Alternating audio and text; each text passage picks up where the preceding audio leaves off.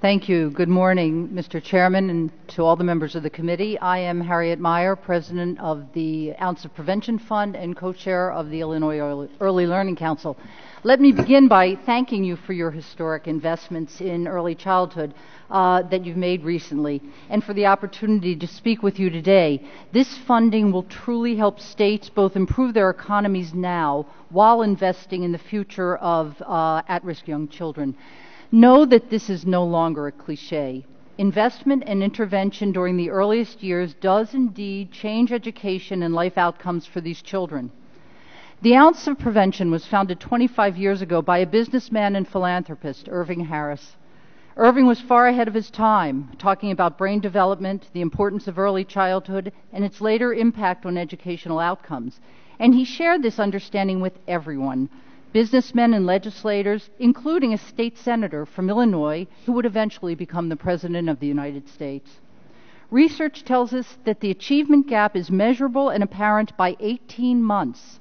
We know that verbal skills, language, are essential to success in school, but at age 4, children in poverty know only a fraction of the words that middle-class children know.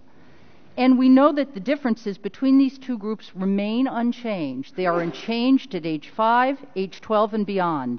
Many poor children suffer from chaotic, stressful environments without the attention and stimulation that they need to develop.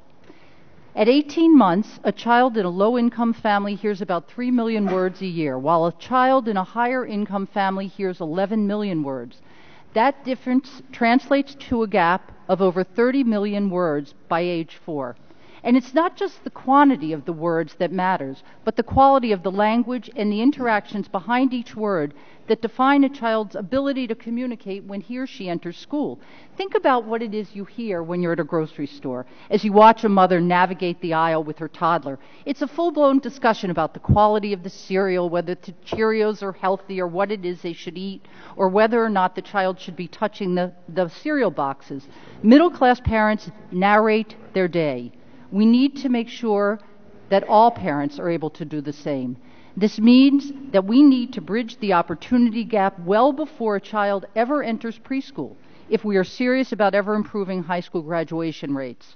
Poor children start kindergarten without the social, emotional, and academic preparation needed to take full advantage of what school has to offer.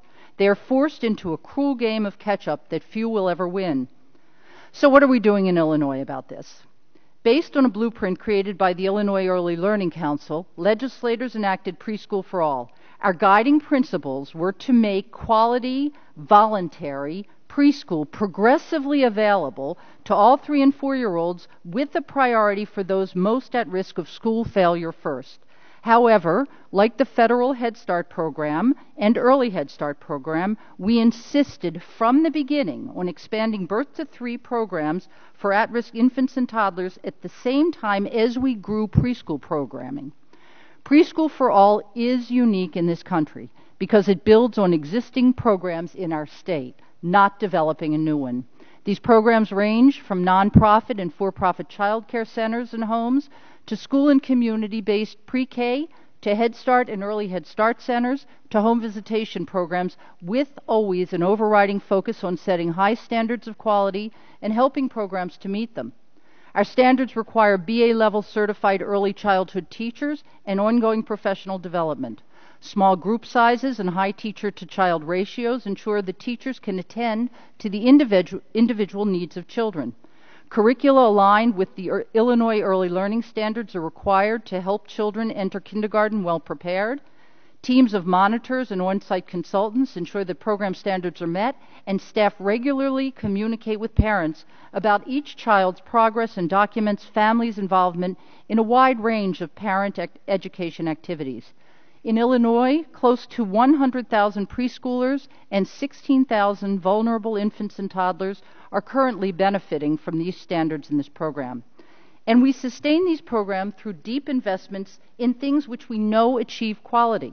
Some of these things that this funding supports include scholarships to help teachers obtain credentials and ongoing training. The Illinois State Board of Ed has allocated over $1 million to the Erickson Institute in Chicago to evaluate results and identify trends.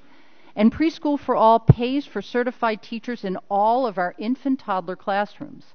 We have a program in Chicago called Educare.